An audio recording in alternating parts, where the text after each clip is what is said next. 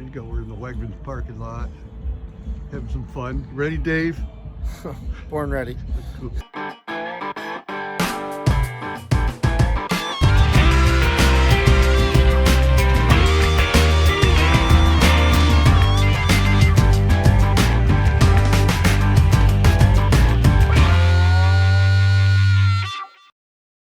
Hey, it's been a while since we had a video out here, but we want to tell you something. We went out to Lake Erie and we crushed the big smallmouth. We decided, let's do a video of that. It's Great Lakes fishing. So we got the big center console hooked up and we hit the road and we had it out there. And it was blowing and snowing and the windmills were turning. And we didn't get a bite in a whole day of fishing. So do something different today. We'll give you a little video on something that we use a lot. Somebody talked about on one of the forums and some people have asked me about is, how do you use the weather buoys and weather stations to get the actual weather conditions out of the lake when you live pretty far away? So hang on here and we'll give you a little tutorial on that coming up. Thanks. Okay, so to get started, we're going to go to the National Data Buoy Center, which is www.ndbc.noaa.gov. So click on that. First thing we get is a map of the world, and it shows all the buoy and weather stations that are available here, and you notice they're all around the world. You can left mouse and then control whiz wheel on your mouse to move in. You can zoom in on the Great Lakes area. You see there's quite a few weather stations. Lake Michigan has a lot here.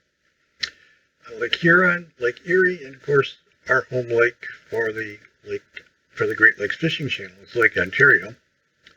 So we're going to come in here and zoom in here a little bit, and also we get over into Lake Erie a little bit.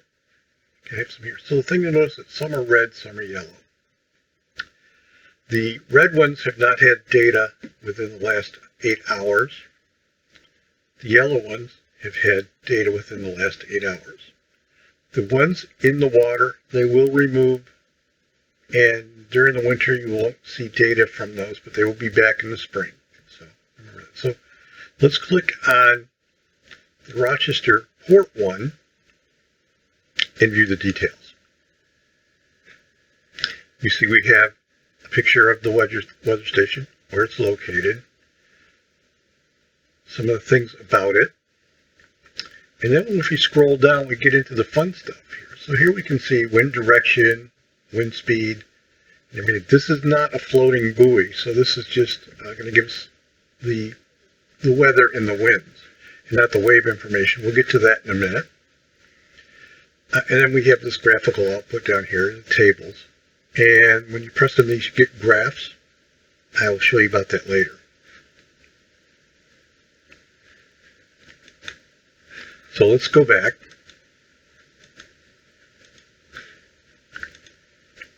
And we're going to click on this one in the middle of the lake, which is, probably 20 miles north of Rochester. And it's really good indication of what you're going to find for offshore if you're fishing in Lake Ontario. So we go there and we go to View Details. Here we can see the type of buoy it is, exactly where it's located. Some things you might want to know about the buoy. And I can't show you here too much because it's dark, but there are pictures. It sends live pictures out in 360 degrees. So you can actually see what the waves are doing, if there's white caps or what's going on. So unfortunately it's nighttime when I'm doing this, so there's not a lot to see, but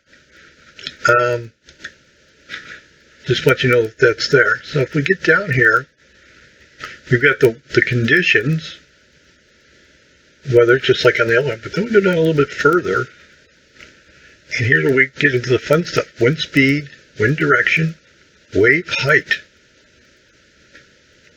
Some other things here. I think those are the main things you want to know about right now. Let's talk about the wave directions. Oh, wait a minute. Let's do the wind direction, rather.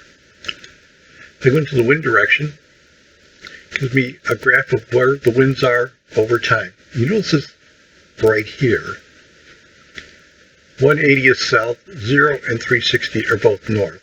90 is east, 270 is west, just like your compass. So here we can see the wind was from the south. It starts going up and up, coming around to the north, to the north, to the north. And then it starts going from, it's at the northwest here, it starts going to the northeast. So, where these two are the same, you'd almost like wrap this around a cylinder. And then we can see that the wind's been pretty steady from the south for a while. So, that's some neat stuff about the wave. Now, wave height. It's right here.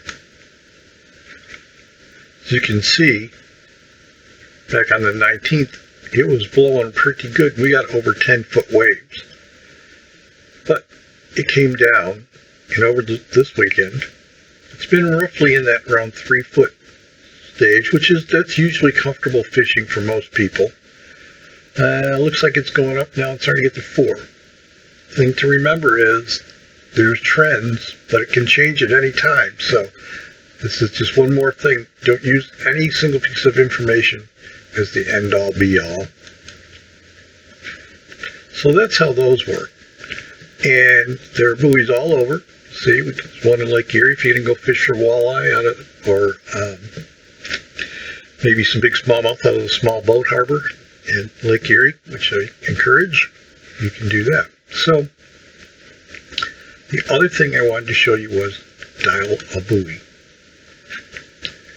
You call this number, put in the number of the buoy that you want, which you can get from the previous page that we showed you, and you have all this information here. So I won't go into all of this, but it's kind of neat.